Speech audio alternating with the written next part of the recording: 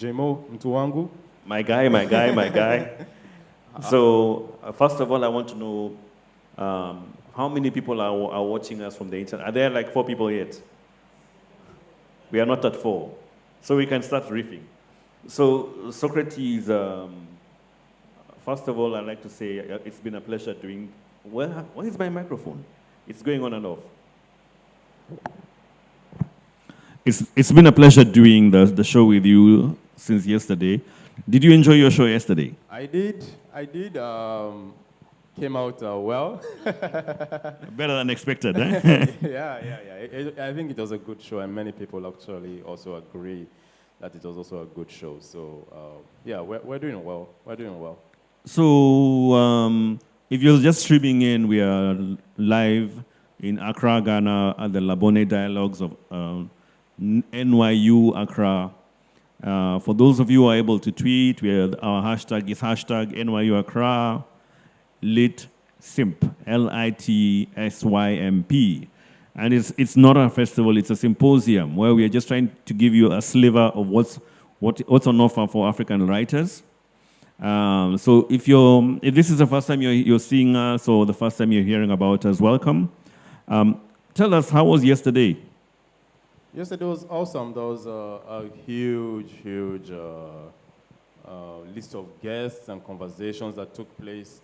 I think one of the first panels that took place was about children's book and children as characters, which was hosted by Onjaki, Nana Ikwa Hammond, Nia Ikwe Parks, being facilitated rather by Zuki Swavana. It was great. We also had some children around. Oh, that was fun. Yeah, and they asked very brilliant questions, talk of wisdom coming from the little ones. So I really loved and enjoyed seeing that. And also gained a sort of perspective into what goes on in children's books, writing children's books. And, also the idea, for example, on Jackie talked about how he doesn't really think about categorizing his audience. When he writes, he writes and then, okay, if this falls into if children enjoy it more, that's fine. So that was a good perspective to get. And then, of course, Nana Ekwa Hammond, whose book, Blue, was also part of what she read excerpts from yesterday. And, the research that went into the whole book, the questions that she has gotten over time when she has been doing her book tour, it was. I think it was just a beautiful panel to watch, and of course also Nia Ikwe Parks, and his own children's book, which he read an excerpt from. So I think that particular panel was really good, and the second session was Africa to the World Business. Yeah, before you went on, for those of you who tuned in yesterday, we actually had Onjaki on the chair. Yes, we did. And he was chatting about his work and his library and his bookstore, and his publishing house. So it was a good. We hope you'll be able to get a guest just like Onjaki before the show ends. Yes, definitely. Onjaki was quite entertaining and very also lively too. And of course, after that, yesterday's first session, we had the second session, Africa to the World, which was looking at the role of prizes in funding new work. And we had this hosted by Michael Kelleher, who runs the William Wyndham Campbell Prize, one of the most prestigious prizes in the world, and also that has gotten up to, 23 Africans on the list? Yeah, I mean, it's the prize everybody hopes to be called for. Yeah. Because you don't apply, you just get a call and you're told you've been given $175,000 minus taxes. So they never say about the minus taxes. Yeah. So he was a great host. Yeah. And I think from that session, it was quite interesting to see, especially from the participants, those who were in that panel yesterday were very experienced writers who have also won prizes. Abubakar Adam Ibrahim, who was shortlisted for the Kane Prize in, I think, 2014, thereabouts, and who won the NLNG Prize, the Nigerian Prize for Literature in 2016. How the prize changed changes things, and so on and so forth. And we also had Jennifer Makumbi, who actually has won the Wyndham Campbell Prize, has won the Commonwealth Short Story Prize also. And, she talked also about, the effect of these prizes. And also Aminata Fona, who definitely, award prize author. So, the combination of their experience, is we're looking at decades of experience from these brilliant writers, and we're looking at definitely the impact of prizes, in the lives of these writers. But also, every writer says, and many of them say, you're not writing to win a prize. A prize is what definitely comes along when you write. It's not the goal necessarily, but definitely the money is very much needed. Yeah, I'm informed that if you missed any of our sessions, if you're watching us and you missed a session, you'll be able to access all this information on the YouTube channel of NYU Accra. So he's telling us about sessions, which if you missed them, just continue, look within this YouTube page, you should see more, and it should be on the live page. It should be on the live page, because you guys, people don't know about YouTube, there's videos, it's live. Yeah, so if you go to the live page, you should see some of that session, including the prize sessions. Yeah, I love that prize. I've not won a prize. I think I have won a prize. Frankie definitely has won prizes.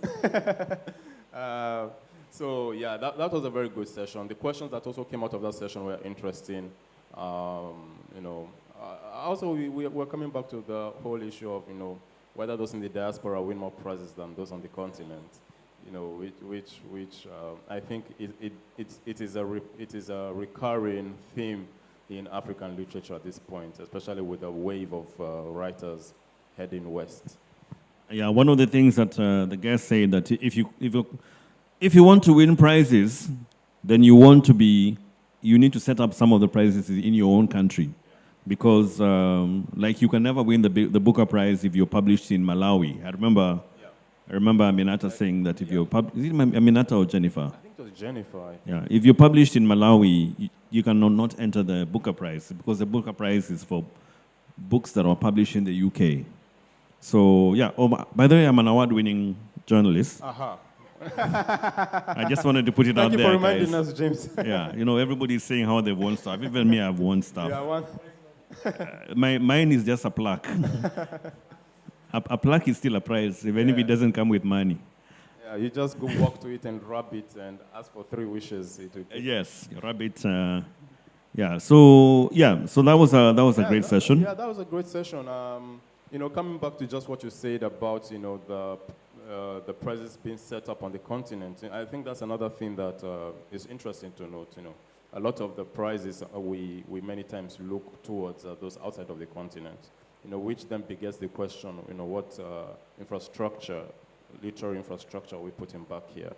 I know we used to have the Writivism prize, which is coming back, I believe.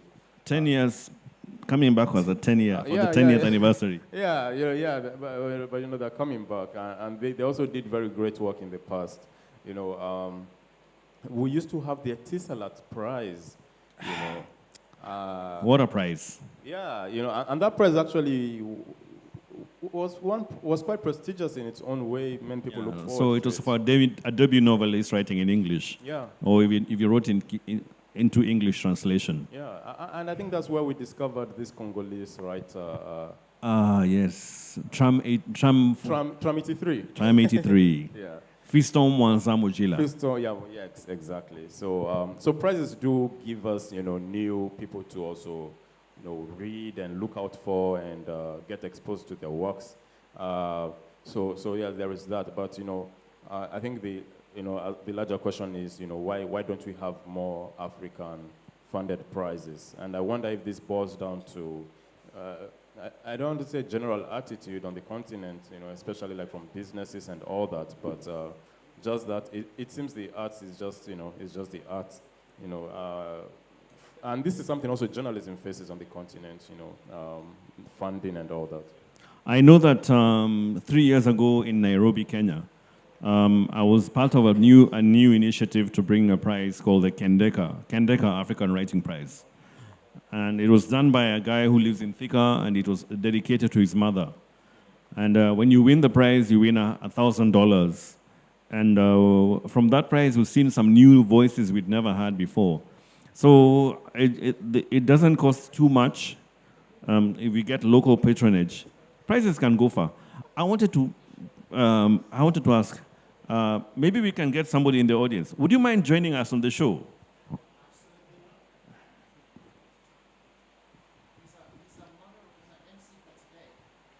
That's why we are bringing. So first, you'll tell us your name, and you'll start telling us how has your festival been so far. My name is Yaya Alpha Suberu, and it's been 2 days of nothing but excitement. This morning, I was looking back to see all the things that one has learned and the understanding of poetry, the conversations around retelling our story or reclaiming the narrative, and then also the different forms of writings, the short form, the long form. And I remember one of the conversations that Remy talked about, which I think was kind of a punch, that if you are in for a good time or if you are in for a long time. Yeah. No, I think it's been a very interesting conversation. And whilst I was in the audience, one lady sitting next to me asked, well, she didn't ask, she was saying that, I feel so inspired to go back home and start writing. And I think that's the purpose of this symposium, to whip up the interest, to have conversations with, people like you and people who've achieved so much in their careers in the industry. So it's been amazing. What are your highlights that doesn't involve Wole Soyinka? There has been many highlights. I think Aminata's was, one very interesting conversation. And the conversation around African sexuality, I think, was amazing. And different panelists' take on what the issues are. And all of a sudden, you start also asking yourself, some of these things, you just don't talk about them. And then here are people writing about them so everyone can have that conversation. How often outside of this symposium do you usually have these kind of conversations? Well, I'm lucky to be part of NYU Accra. So Labone Dialogues, thanks to our director, trying to bring people together as regularly as we possibly can. So I'm not new to this, and I think it's an initiative that should be encouraged and promoted. And so many people have heard so much about NYU Accra through the Labone Dialogues. And besides, now there is interest. Anytime you mention NYU Accra, there is an association of creativity, literary arts, and it's been amazing. When James and I were coming down here, we were speaking with the cab driver, and we told him, we're going to NYU Accra, NYU campus. I was like, does NYU have a campus here? I'm like, yeah, there's a campus, and he got interested, and we told him about what we were doing and all that. But for you, Accra being the book, capital of the world 2023, what changes or what conversations has that sparked, I was telling a lady 2 days, actually on Thursday, that we have this program at NYU Accra, and UNESCO has declared Accra the book capital of the world for 2023. And she kind of shrugged and asked, Accra? I mean, who reads here? but I think that's part of the initiative, is to encourage people to be aware and then also support the infrastructure so people who are not reading can take up to reading. I think it's a great opportunity. I mean, all eyes from the literary world is on Accra at the moment, and particularly what we have done in the past, going into our third day today, kind of brings it to fore, to the front burner and encouraging people. Again, from the remarks that we heard from the lady in the audience, she's always wanted to write, but there hasn't been any reason. So fora like this, conversations like this, inspires people to, it's a kind of a call to action, I must say. So it's been a great thing for Accra. And the thing is, it's not only today. We still have 6 more months to get mileage from being the book capital. So there's a lot of programs ahead of us. I know you're doing something today. What are we going to see you doing today? Well, I'm going to pretend to MC the show today. And I'm excited about it. I'm looking forward to it.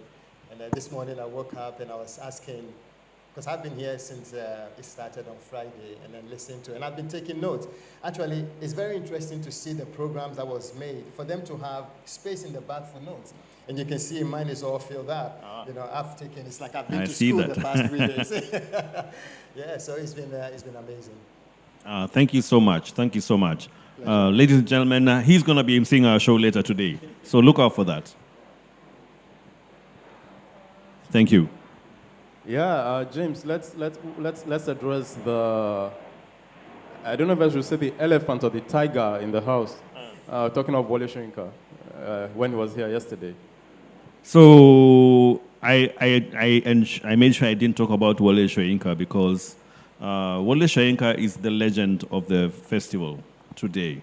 This symposium, the legend is Wole Soyinka, professor, Nobel laureate, activist, and hunter, and many other things. So one of the reasons I didn't want to bring him at the center of his conversation is we want to hear other things. We will be hearing about Soyinka over and over. Did you enjoy his talk? I did. I mean, I have listened to him talk before at other events, and here too he was basically the same. The storyteller, the dramatist, and the wisdom giver. So it was great listening to him talking about his own process, from page to stage, talking about how he, his earlier days in his career, and so on and so forth. So it was great, just getting a glimpse, into some of the things he has done and how he sees art. One of the major points in his conversation was talking about, the myth making, and the rewriting of narrative. Who are we writing this narrative from? And what are we addressing in the new narratives we are writing? That is Wole Soyinka. You'll leave and you'll be thinking. Yeah. So we after Africa to the world, we were chatting about African sexuality, which you just mentioned. We had Tendai Huchu and Suleiman Adonia, and they were moderated by Zuki Swavana. She seems to be doing a lot of moderation here. Eh? Yeah. Give it to the South Africans for peace. Oh, the talent is there.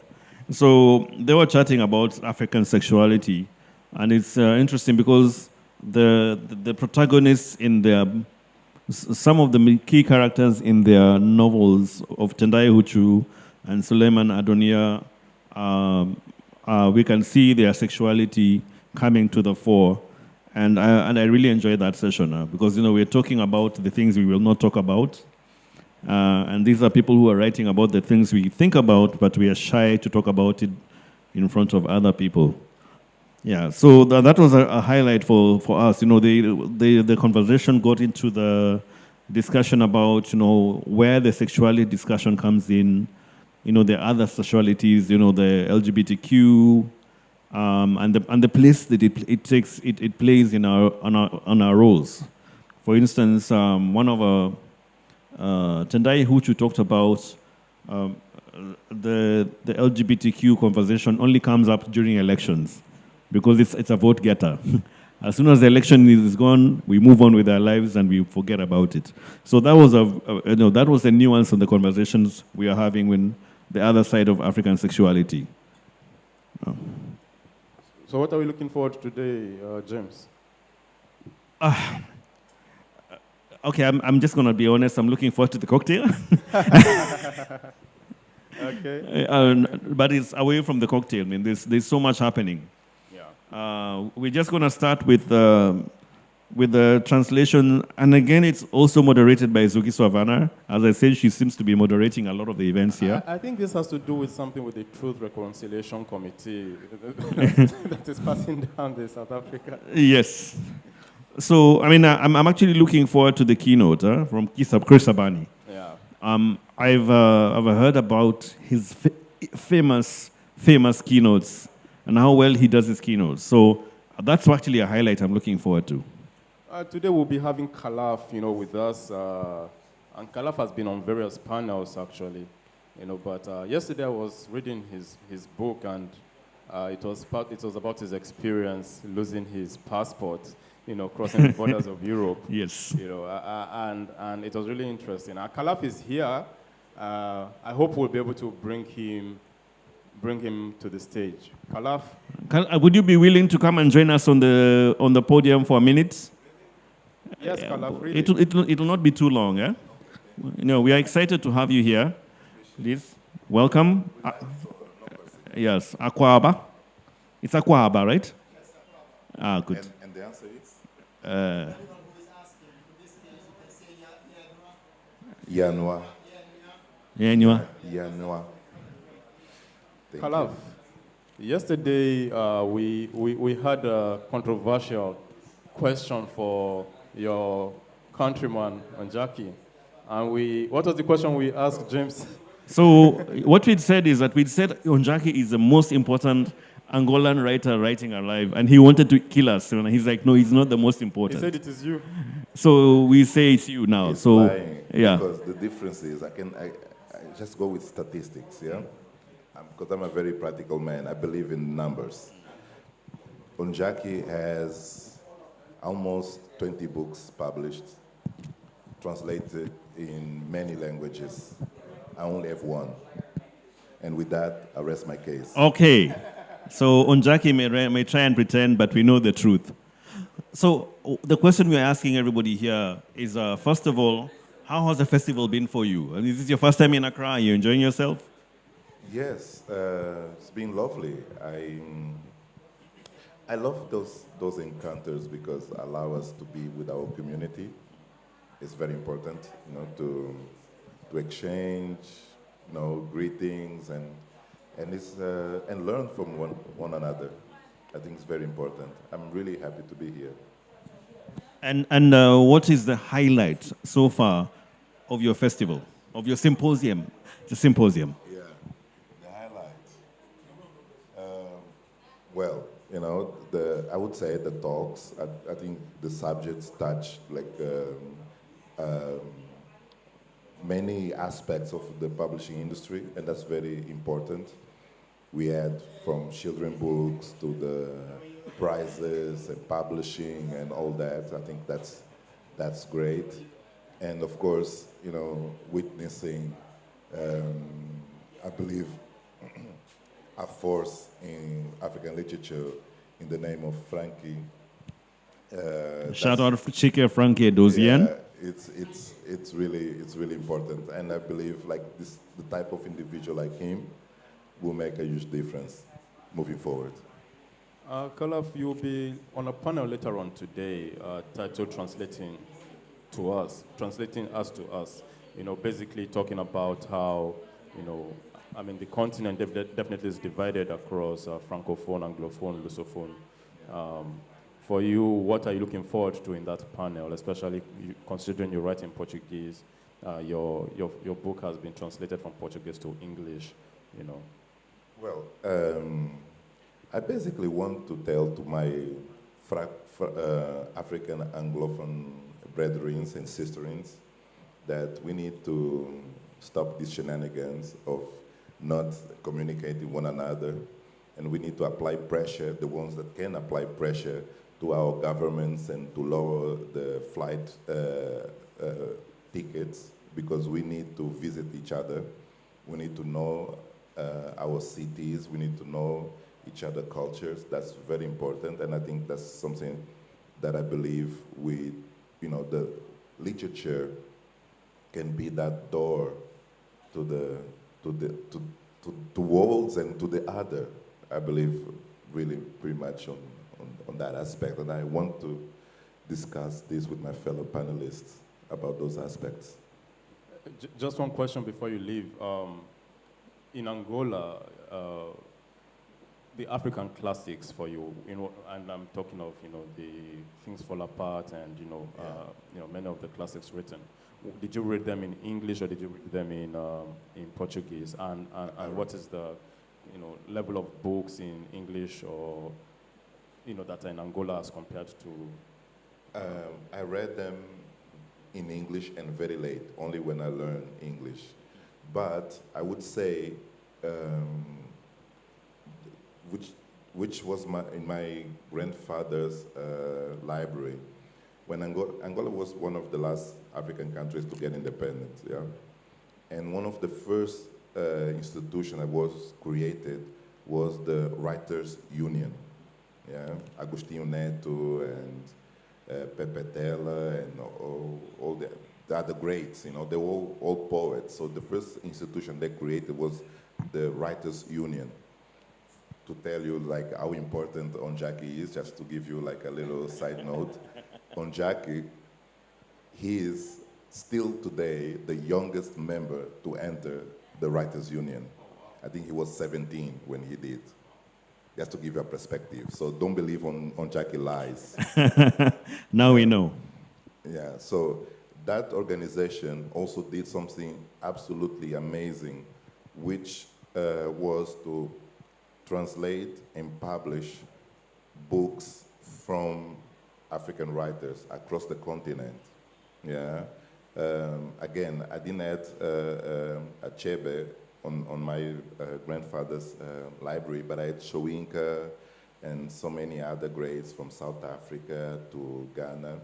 And those books were published in thousands and thousands. Not with the commercial purpose, but they felt that it was important to have African stories distributed in every library in the country. Yeah, so, and really affordable books. I still have some of those copies with me. Yeah, it's quite amazing.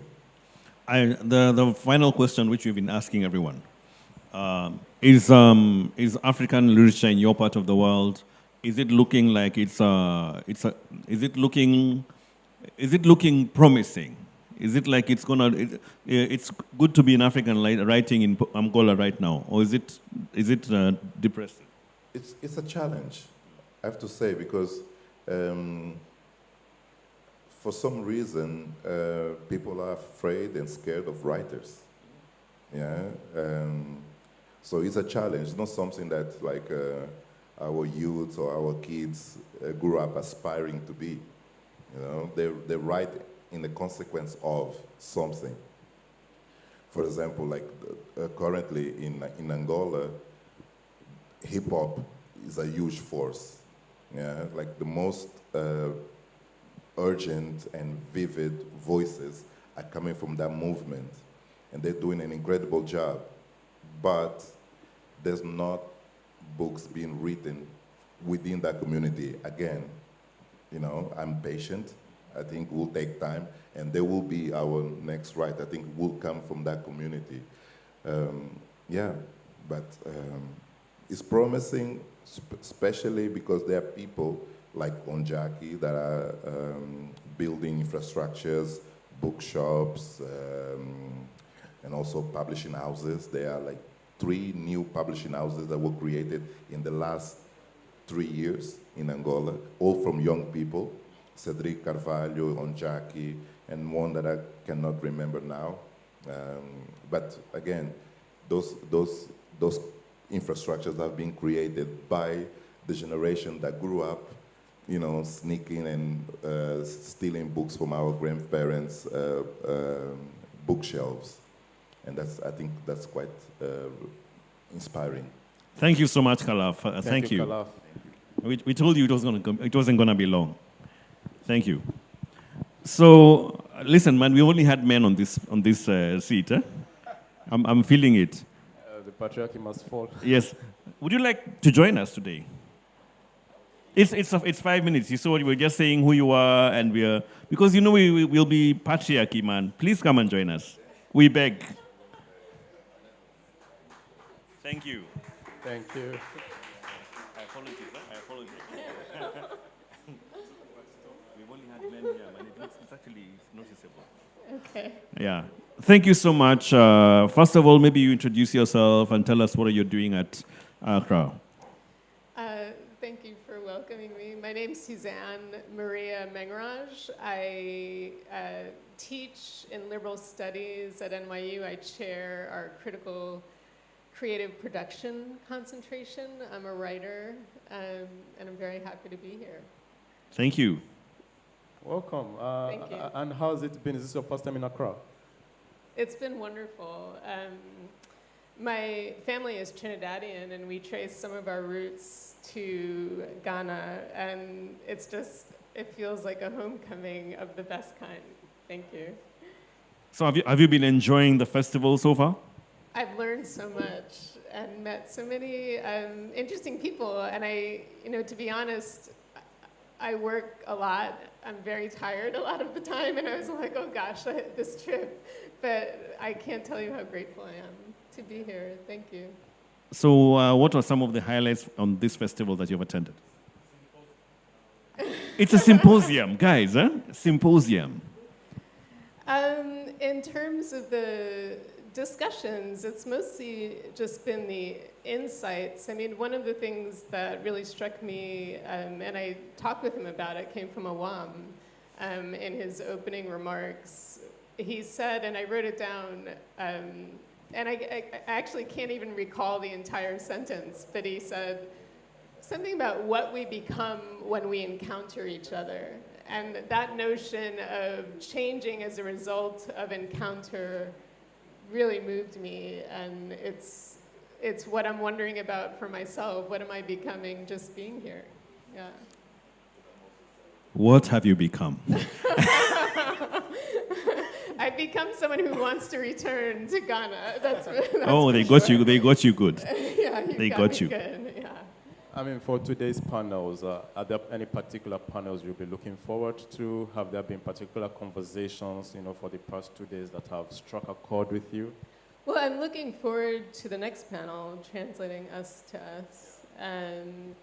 And my mind's a little, I've attended most of the panels so far, my mind's a little foggy they've all struck me and they've all kind of blended together, but they've each offered something, I think, probably to each of us at certain moments that are meaningful.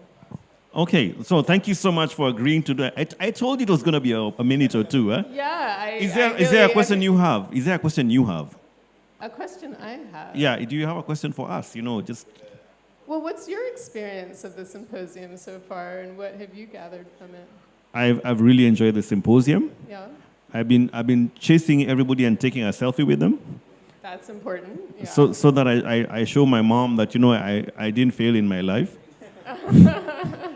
I've met what do you call it? I've met Pulitzer Prize winners, Nobel Prize winners. Right.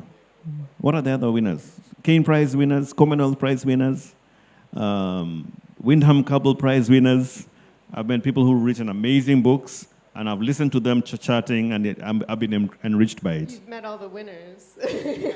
Yeah, all I do is... And it's funny you mention your mother, because I asked Dilman to sign one of his collections for my mother, and I sent her a photo of his message to her, and she's a great reader and looks forward to learning more. And him?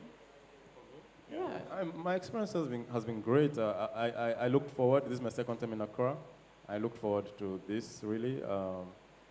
Yesterday, when Professor Wole Soyinka was finished his book reading and everyone was taking pictures, and as he was leaving, he said, "Go and find another wallpaper." So, yeah, it was like, "Go and find another wallpaper. I'm tired of your pictures." So it was interesting just being in that same atmosphere. The conversations here have been definitely enriching, and I hope these are conversations that will go beyond, Accra and find root in other spaces and transform the things we need to say transformed. Yeah. May I ask you each one question before I go? Yeah, sure. What is something that you've each learned that you've been surprised to learn through these past few days? You're the smart one of the two of us. What have I learned? That's interesting. That's a tough one to come with, because I think there's been so much that has been said here, Yeah. Especially when it comes to reclaiming the narrative. At this point, we've gone through different phases, colonialism, post-colonialism, and now we're in this age of, social media and all these things, and it becomes, where's the conversation going on from there? Are we still going to be You know, are we going to talk about putting the infrastructure to reclaim these narratives? You know, or are we still going to keep having this conversation in the next 5 years? You know, of course, one would want to measure some progress. You know, come back maybe 5 years later, 2 years later, and say, okay, we had this conversation around reclaiming the narrative, and so far, these are the things that we have seen change, or these are the things that we have seen being done by young writers or even older writers, and these are the steps that are being taken. So for me, I'm more for the practical side of the whole enterprise. Yeah. You know, and I know, you know, the situation, especially on the continent, is a little bit very different in terms of funding, in terms of political, economic climate, you know, and I know people are really, most of the times when it comes to literature and, you know, creative writing, it feels more of passion of love, you know, instead of more of, you know, this is career, this is business, and this is this, you know.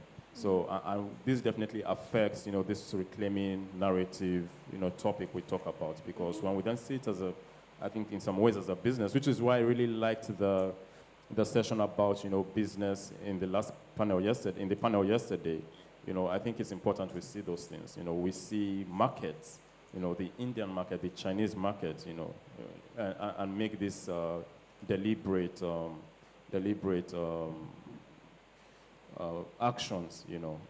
Even logistics on the continent itself, you know, moving one book from one country to another, you know, all these things are part of also reclaiming that narrative, which cannot be complete, you know, without taking some certain level of action. Yeah, so you're interested in the structural elements of part of what we're discussing. Yeah. And you?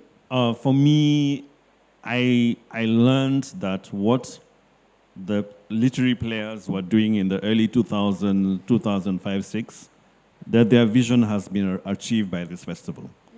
When I went to my first literary event in 2006, 7, 8, we were still asking really irrelevant questions to the people who are living on the continent, like what languages are we writing? What languages are we writing in colonial languages? Should you be writing in English or French? We were having discussions about, you know, where do we meet? People are meeting at the London Book Fair. They are meeting in the Frankfurt Book Fair. And this fair has actually finished, like, because I've been watching the evolution of the African literary community. And now it's a community. The shift from London as a center is going. London is just one of the many centers. So that's the thing I learned from this. You know, like the mission has actually basically almost been done.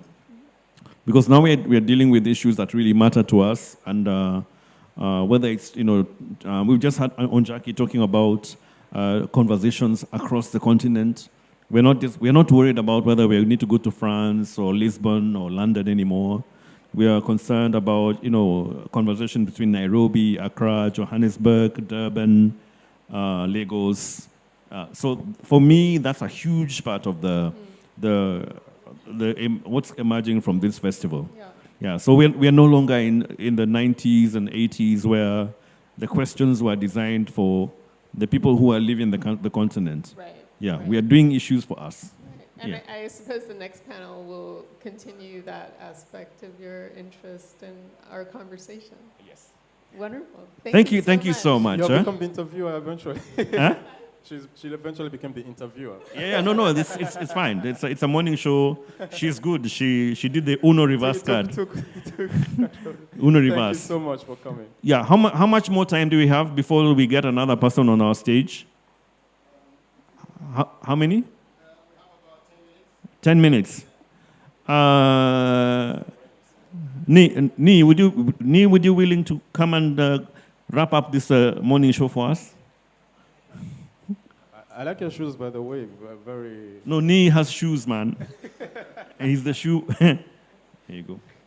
He's a shoe person. Yeah. So for purposes of, you know, people who don't know you, please tell us your name, and please tell us have you enjoyed the festival? So I'm Nia Ikwe Parks. I am at home. This is where I grew up, in these streets. I actually used to run in some of these back streets because I have cousins that used to live around here. And I'm a writer, editor, publisher sometimes. I do some radio work, a whole lot of things. Master of trades. Everything. I'm a storyteller, so anything to do with storytelling, I'm happy to try at least once. And yeah, I've been having fun. It's been great to be here and be part of conversations and witness conversations that are important for the growth of publishing and the dissemination of stories in Africa. Is this the biggest literary event in this country? This. I Ever? don't believe so. I mean, you have to understand, Ghana, we have a dual cycle of development. There's some things going down and some things going up. So we used to have a national book festival, which was incredible. Our first president was very invested in culture. So for everything that we're doing now, those things have kind of happened before. My late uncle, Kofi Awuno, his generation, there were so many writers. Amata Edu, in conversation, was telling me about how at Labone they would get people like Kofi Awuno just come into the university and they'd see them. So the kind of aspiration, the kind of mentorship that you could get just because the writers were around was incredible. And then we had these series of coups d'etats which made people move away and stuff like that. So we had a kind of ghost generation. We had a gap where there were no writers on the ground to mentor writers coming up. And as kind of Khalaf hinted at, it's dangerous to be a writer. My uncle spent time in prison. Shoyinka was talking yesterday about time he spent in prison. So when you have these kinds of authoritarian regimes, nobody wants to be visible as a writer, So there's all of those things that have happened that have kind of changed the trajectory of. I think that if we kept on the trajectory we had from Nkrumah's time, we would probably have, like in the 50s, a number of writers that are really well known from Ghana. But we kind of went through this period where people then, some had to become professors and couldn't write. My mentor, Atukwe Okan, who died a few years ago, he kept writing, but he essentially became a lecturer and an administrator. So he wasn't producing at the level that he would have been producing if he'd had the freedom to kind of do other things and be supported within the system. I mean, you mentioned a very salient point about authoritarianism and how this affects writing. Mm-hmm. As we look at the continent generally, it seems we are back to the eras of the coups and authoritarianism, and even democratic governments that are masked as, or rather authoritarian governments that are masked as democratic. Yes. Do you still see?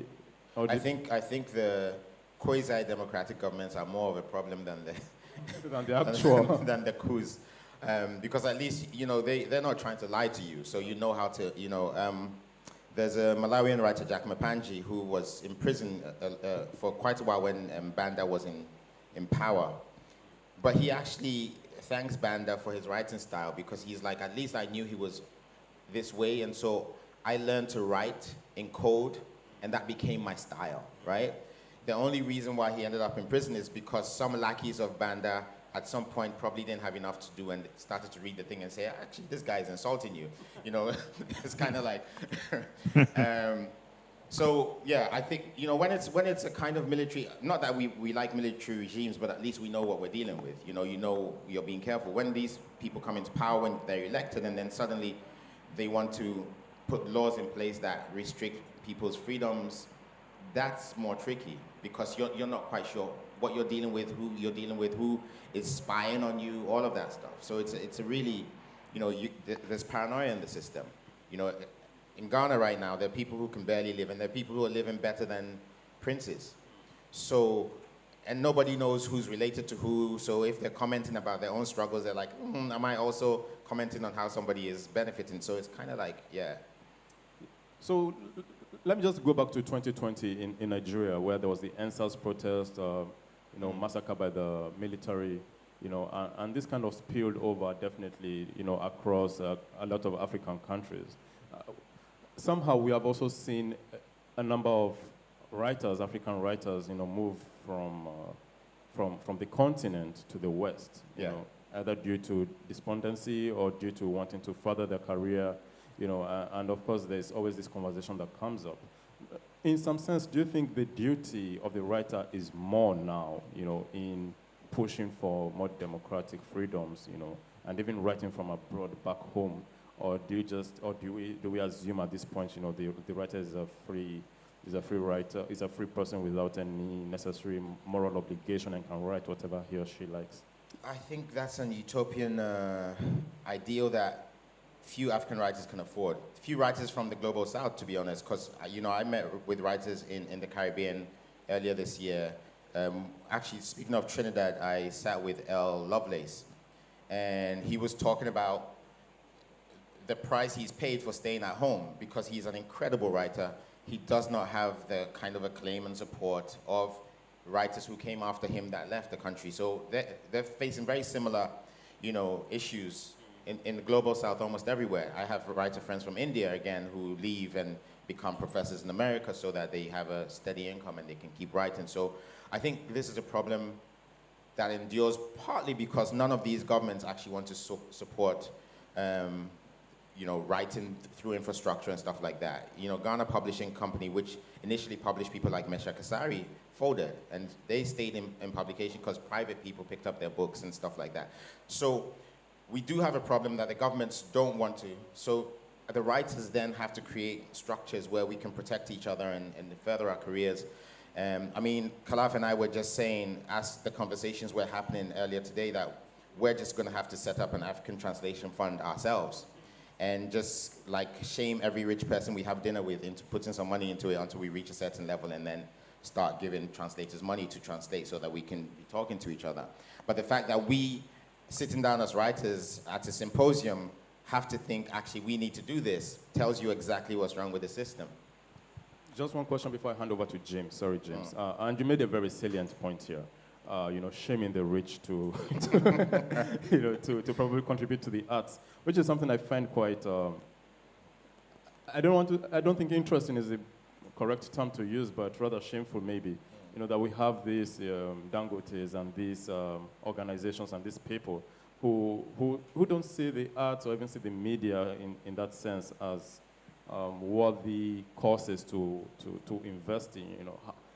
I don't think it's best to ask you how do we change that, but I wonder how can we really address that. That we have maybe probably have 500,000 CDs somewhere, and let's take it and do these translations or do these things. How do we merge that, especially the writer being an artist and maybe wanting to focus just on the writing? We could get into the psychology of that, but that's really too long. And it's to do with colonialism and all of that stuff, and how people's worth is kind of measured with their wealth. But to counter it in a kind of subversive way is relationships. So if somebody is close to somebody, they can convince them to give money, and then people tend to be competitive. So if you go and say to Dangote, hey, look, Tony Elumelu has done this, Dangote will probably give the money, not because he likes the arts, but because he wants to outdo. Sorry, Dangote. I know you're watching. It's initially it has to be personal relationships. Look, there is a great tradition of sponsoring the arts, philanthropy in the West, but that philanthropy also has to do with kind of blood washing. In a sense, it's kind of a lot of the initial huge benefactors of the arts got their money by very shady ways, and probably were thinking, I can't die like this with this headache, and let me give some money and maybe die with slightly more peace. And we've benefited from that, but we also have to recognize that exists. So ultimately, the triggers tend to be personal relationships, shame, a little bit of competition, Yeah. My question is, when we are chatting about Ghanaian writing, we have Amat Aidu, we have Kofi Ono, we have the names. So for purposes of the people who are in the audience or on watching, the four of them on the internet, we want to know, who are the names in Ghanaian writing do we need to know about that are coming out now? Who are the names we need to be reading? Apart from yourself, of course. Well, there are an incredible number of writers who are based right here. There's a writer and photographer called Moshood, whose work I love because it's just revolutionary in every sense of the way, in the sense that he is totally himself as an artist. I really love that. There's Kobe Ben, who has a novel that's coming out with Europa editions, I think this year. It came out this year. It came out, yeah. I mean, I read the advance, I gave a quote for it, but I haven't been sent the finished copy yet. Europa, I know you're watching.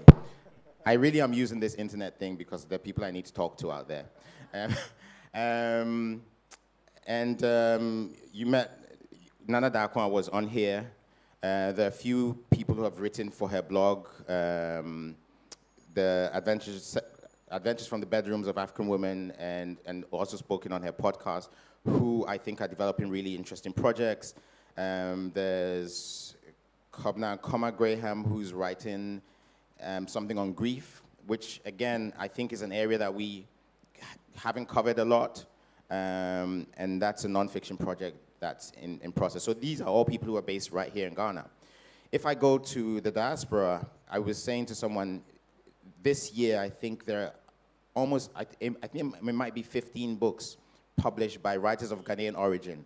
Yeah, this year alone, which is incredible. This is something, when I had this discussion online with Dorothy Kumsin, talking about how when my novel came out, the closest other Ghanaian book was her book that had come out the year before, a few months before.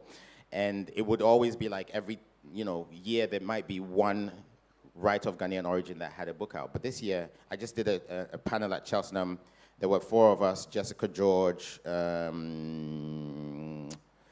Peace Medier, Caleb Zuma Nelson, myself on one panel. And he was just using the people who, and also Sharon Dodua Otu.